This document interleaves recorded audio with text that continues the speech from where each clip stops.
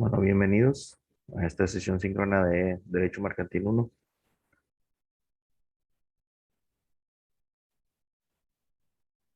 Ok, vamos a dar inicio y empezamos a responder las preguntas que, que nos están haciendo.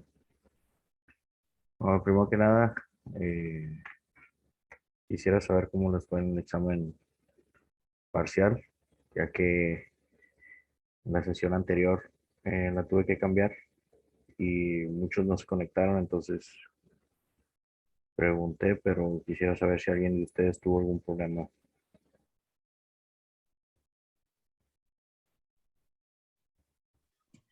Me fue bien, una más nada más, pero sí, estuvo bien. Creo Muy que bien, venían los dos apartados, de los dos apartados preguntas, pues esa fue la que saqué mal. muy bien. A mí también me fue bien. A mí también me fue bien, gracias a Dios. Sí me sacó de onda porque yo estaba con un libro y de repente no las encontraba hasta que abrí el otro y yo, acá vienen.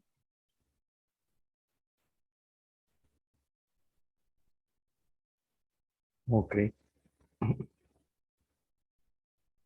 bueno. Ok, respondiendo a la pregunta del compañero, se buen día maestro, una pregunta, no encuentro los artículos que vienen en la actividad. Ok, recordemos que si vemos por ahí el temario a partir de los temas anteriores, que fue lo que vimos asociaciones y sociedades, lo vamos a ver desde el aspecto, desde el punto de vista civil. Por eso que ya estamos utilizando el Código Civil del Estado de Nuevo León. Por ahí viene en su temario. Por eso que quizás no lo encuentren en el otro. Sí, también vienen las características de la tarea. Usted lo puso ahí en letra mayúscula. Muy bien. Vamos a ver, el día de hoy vamos a ver a partir del artículo 2602. Son solamente, vamos a checar por ahí, son 16 artículos los que vamos a ver ahorita. Solamente les vamos a dar lectura ya que son más que nada las reglas de cómo se, se lleva a cabo las sociedades civiles. Como se dieron cuenta, ya habíamos visto en cada una de las sociedades cómo se administran las reglas de cada una de ellas. En este caso lo vamos a ver desde el punto de vista de la sociedad civil. Déjenme ver si puedo compartir en pantalla el código para que observen dónde se ubica. Permítanme.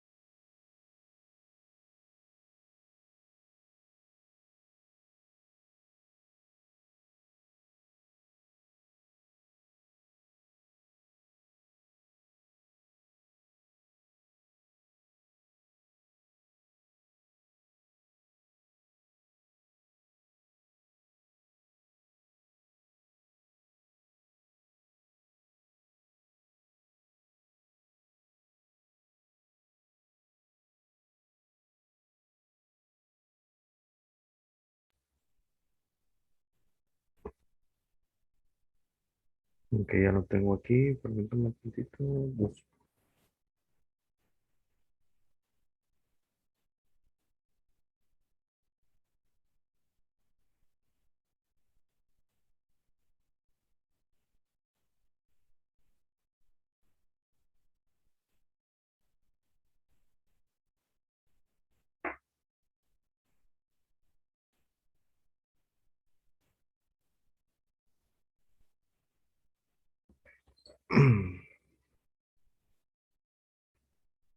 Bien, aquí lo tengo ya ubicado. Código Civil, artículo 2602, capítulo 3 de la Administración de la Sociedad.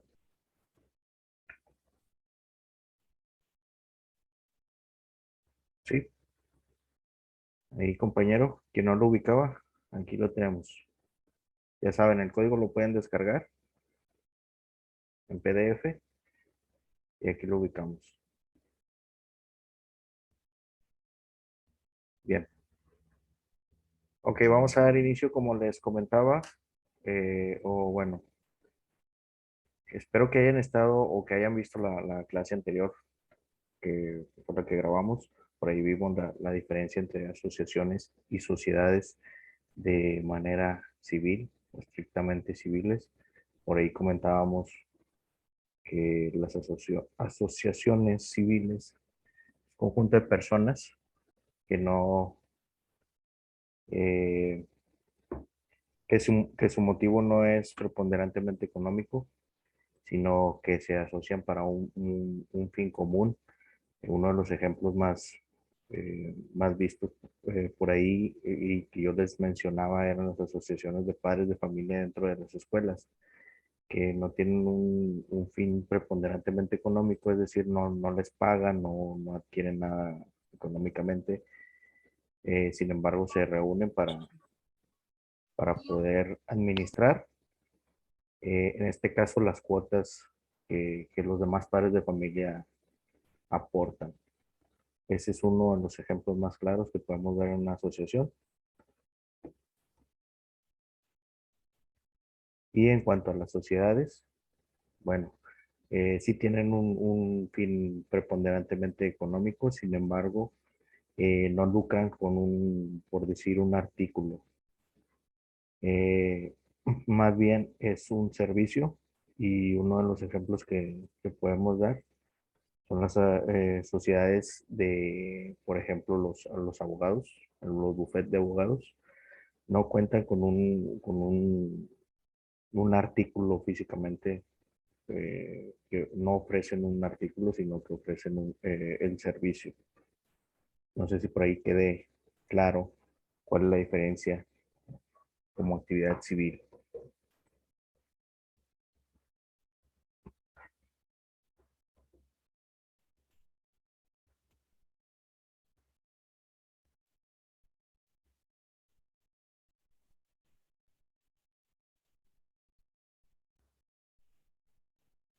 Si tenemos claro cuál es la diferencia, primero necesitamos saber esto para poder hablar de cómo se administra este tipo de sociedad.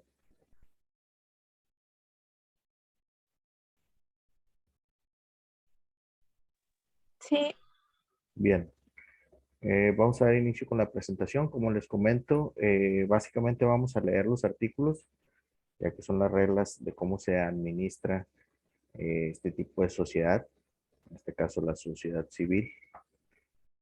Vamos a darnos cuenta que prácticamente muchas de las cosas se repiten en cuestión de las otras sociedades, las sociedades mercantiles que ya hemos visto en en el apartado anterior antes del examen parcial. Vamos a dar paso a la presentación.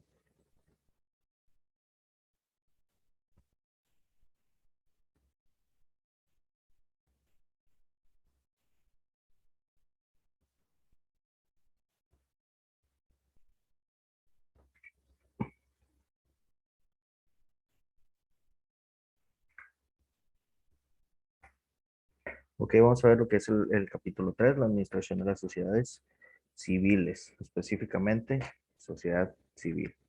Vamos a ver que se repiten y son casi las mismas reglas que las sociedades mercantiles. Ok, vamos a dar paso a la lectura. Dice: la administración de la sociedad puede conferirse a uno o más socios, habiendo socios especialmente encargados de la administración. Si los demás no podrán contrariar ni entorpecer las gestiones de aquellos, ni impedir sus efectos. Si la administración no hubiere limitado a alguno de los socios, se observará lo dispuesto en el artículo 612, que lo vamos a ver más adelante.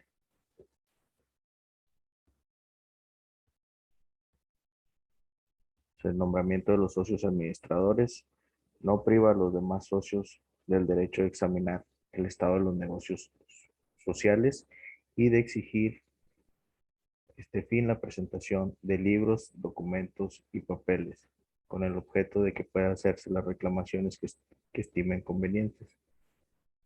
No es válida la renuncia del derecho consignado en este artículo. Es decir, cualquiera de los socios puede pedir una revisión en cuanto a los libros contables, todo tipo de documentos y papeles que lleve este tipo de sociedad.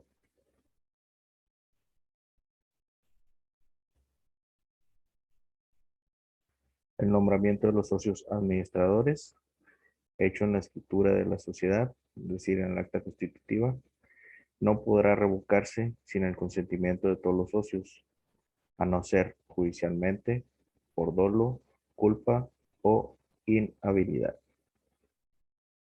Básicamente es lo mismo que en las sociedades que habíamos visto anteriormente. El nombramiento de los administradores, hecho después de constituida la sociedad, es revocable por mayoría de votos. Por lo general, siempre se va a llevar a cabo una junta en donde se va a exponer lo que se requiere. En este caso se puede exponer de que se quiere retirar al administrador y siempre va a ser por mayoría de votos para proceder a quitar y a nombrar otro administrador.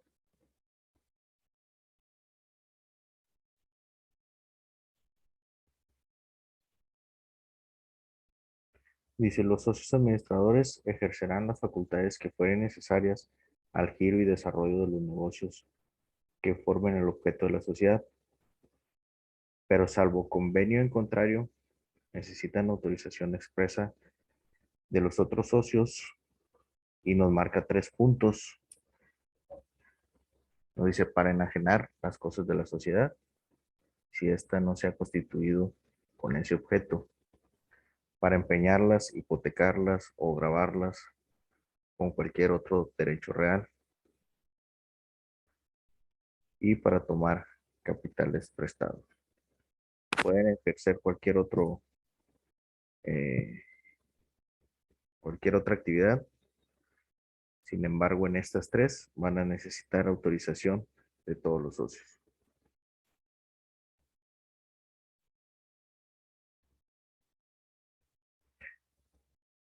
Las facultades que no se hayan concedido a los administradores serán ejercitadas por todos los socios, resolviéndose los asuntos por la mayoría de votos.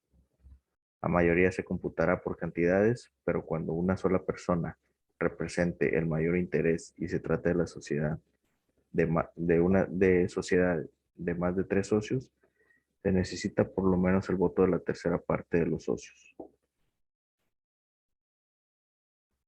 Es decir, el 50% más 1. Siempre se ocupa de la mitad de los socios más un socio más.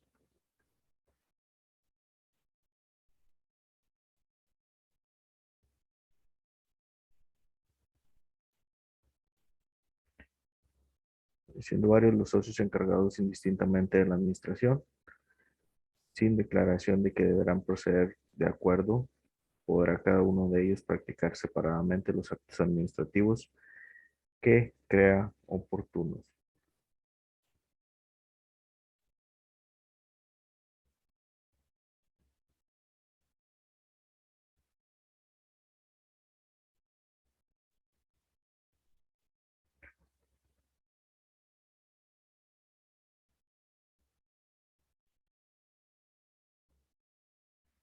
Si vemos aquí en el artículo 2606 y en el siguiente, esto va a tener que estar estipulado desde un inicio, desde que se haga el acta constitutiva. Ahí van a tener que estipular, en dado caso de que no se nombre un administrador, cómo es que se va a llevar a cabo la toma de decisiones. Dice, si se ha convenido en que un administrador nada pueda practicar sin concurso de otro, solamente podrá proceder de otra manera, en caso de que pueda resultar perjuicio grave o irreparable a la sociedad. Maestro, ¿Sí? ¿a qué se refiere con concurso de otro?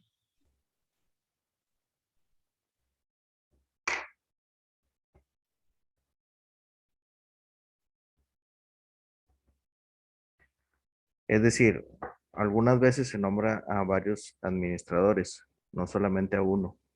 ¿Sí?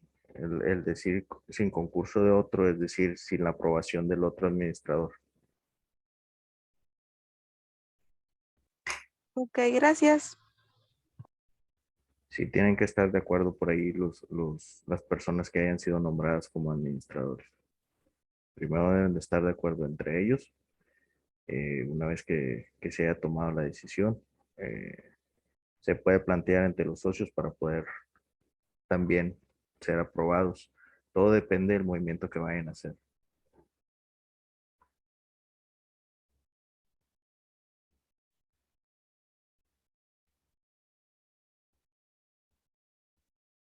Los compromisos contraídos por los socios administradores en nombre de la sociedad, excediéndose de sus facultades, si no son ratificados por esta, solo obligan a la sociedad en razón del beneficio recibido.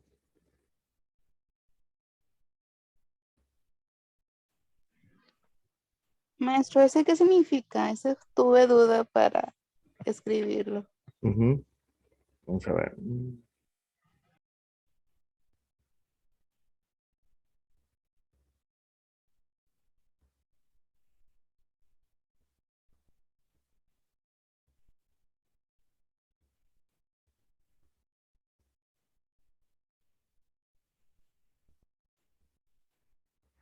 Ok, por ahí nos hablan de compromiso de los administradores. Eh, es como tener un tabulador en el cual vamos a decir las obligaciones de los administradores. Es como tener un tabulador de la función del por qué se les va a pagar. Entonces, sus obligaciones llegan hasta un límite.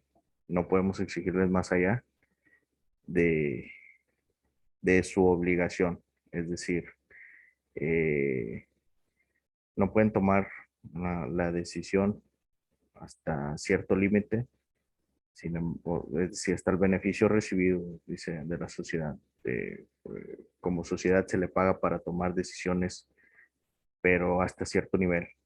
No puede tomar decisiones más allá sin consultar a los socios y, y puede ser que prácticamente su pago, su beneficio llegue hasta ahí como administrador. No sé si me explico, es como una forma de tabular las obligaciones de los administradores. Ah, ok, ya entendí Sí, sí, mejor. Sí, ya. Gracias, maestro. sí, muy bien.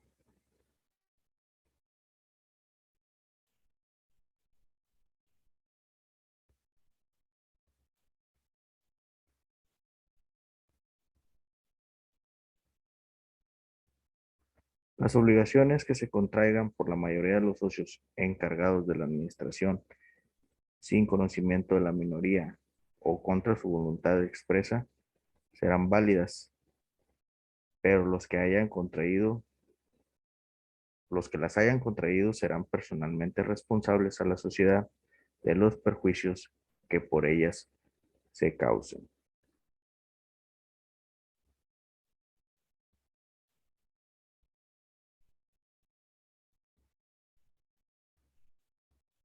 No sé si por ahí entendimos las decisiones que se toman por la mayoría de los socios encargados de la administración, sin el consentimiento de la minoría, son válidas, pero también, así como los derechos que contraen las obligaciones también. Es decir, si se actúan de manera, si no sale bien el negocio, si no sale bien el movimiento, pues también tendrán responsabilidad. eh, una responsabilidad más fuerte por no haber dado conocimiento a los demás. Es decir, aquí los administradores pueden tomar muchas decisiones. Después se toman las decisiones, después se les comunica a los demás. Es decir, no se necesita estar haciendo juntas cada vez que se vaya a tomar una decisión. Para eso se nombran los administradores. Se supone que por ahí confiamos como socios que un administrador nos va a llevar por buen camino. Entonces, no es necesario que las decisiones o que se pida el permiso para tomar una decisión. Lo puede hacer el mismo. Sin embargo, si esa decisión nos lleva a un mal camino, pues también su responsabilidad será más fuerte. Dice, el socio o socios administradores están obligados a rendir cuentas siempre que lo pida la mayoría de los socios, aun cuando no sea la época fijada en el contrato de sociedad. De igual que en otras sociedades, o igual que en las sociedades mercantiles, los socios administradores eh, eh, están obligados a rendir cuentas cuando los socios que no administran la sociedad, válgame por ahí la redundancia, están obligados a rendir cuentas cuando ellos lo piden. Se hace un nombramiento a una junta de los socios que no son administradores para poder rendir cuentas, para poder verificar todo lo que es contabilidad. Cuando la administración no se hubiera limitado a alguno de los socios, todos tendrán derecho a concurrir a la dirección y manejo de los negocios comunes. Las decisiones serán tomadas por la mayoría, observándose respecto de esta lo dispuesto en el artículo 2606, que es lo que comentábamos que se necesita de la mitad más uno, los votos del 50% más uno.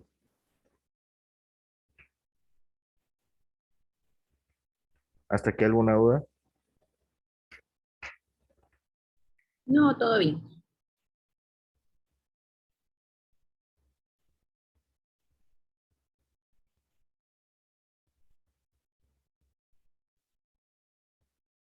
Ok, vamos a darle paso a la siguiente parte del tema, que es la disolución de las sociedades. De igual forma, vamos a darle lectura, ya que es muy parecido a lo que son las sociedades mercantiles. Tenemos por ahí los mismos puntos.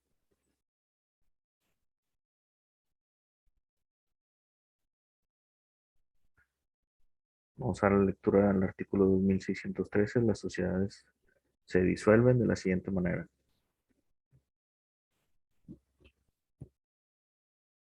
Nos marca por ahí que por consentimiento unánime de los socios, es decir, que todos estén de acuerdo en la disolución. Por haberse cumplido el término prefijado en el contrato de sociedad. Ya lo habíamos explicado también, eso se estipula en el acta constitutiva desde un principio, cuando así lo requieren los socios, marcar una fecha de caducidad, por decirlo así. Por la realización completa del fin social o por haberse vuelto imposible la consecución del objeto de la sociedad. Es decir, que ya no pueda dar sus servicios por la muerte o incapacidad de uno de los socios que tenga responsabilidad ilimitada por los compromisos sociales, salvo que en la escritura constitutiva se haya pactado que la sociedad continúe con los sobrevivientes de los herederos de aquel. Por la muerte del socio industrial, siempre que su industria haya dado nacimiento a la sociedad. Vamos a ver un poquito rápido, que ya me marcó ahí que ya se está acabando el tiempo de grabación. Por la renuncia de uno de los socios, cuando se trate de sociedades de duración indeterminada y los otros socios no deseen continuar asociados, siempre que esa renuncia no sea maliciosa ni extemporánea. Por resolución judicial,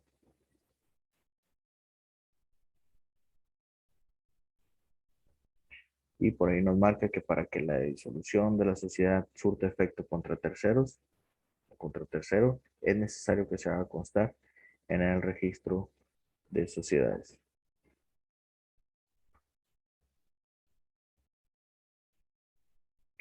Pasado el término por el cual fue constituida la sociedad, si ésta continúa funcionando, se extenderá prorrogada su duración por tiempo indeterminado, sin necesidad de nueva escritura social, y su existencia pueda demostrarse por todos los medios de prueba.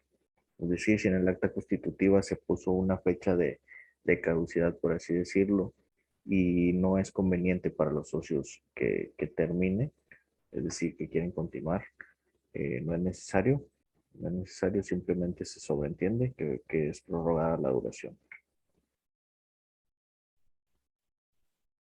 En el caso de que la muerte de un socio, la sociedad hubiere de continuar con los supervivientes, se procederá a la liquidación de la parte que corresponde al socio difunto para entregarla a su sucesión. Los herederos del que murió tendrán derecho al capital y utilidades que al finado correspondan en el momento que murió.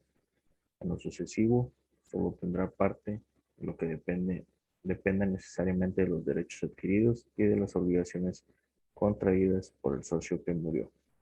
Ya estamos hablando de la repartición de utilidades y del capital, si es que los herederos no desean continuar siendo socios.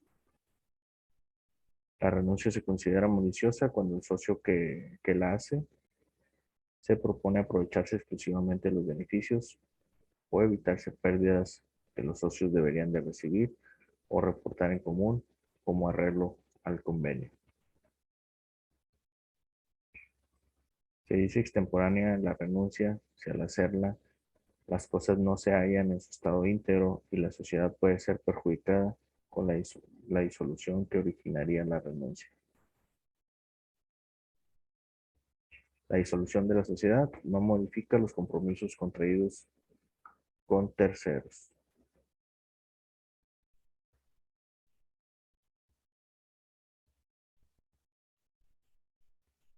Bien, hasta aquí terminamos con la presentación.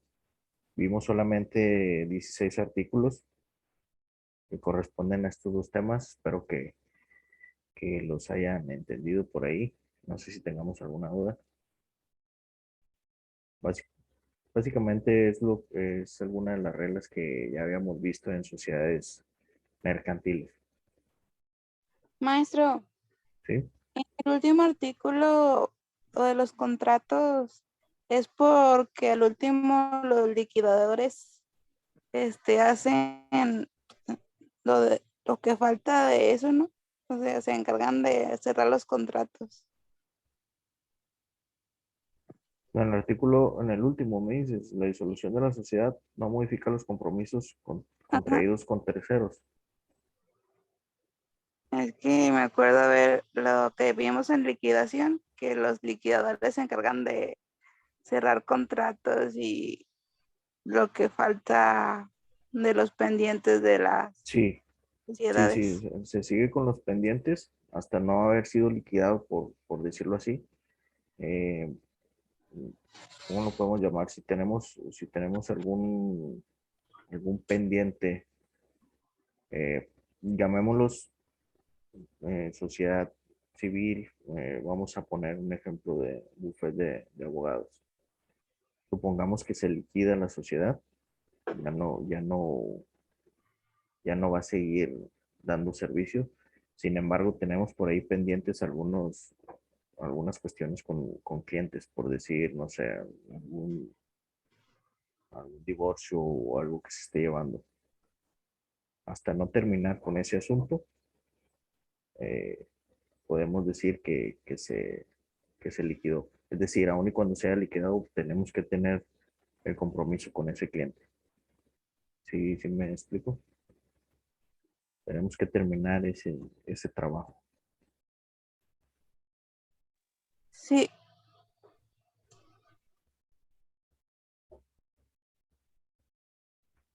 Bien. Bueno, hasta aquí nuestra clase. No sé si tengamos alguna otra duda.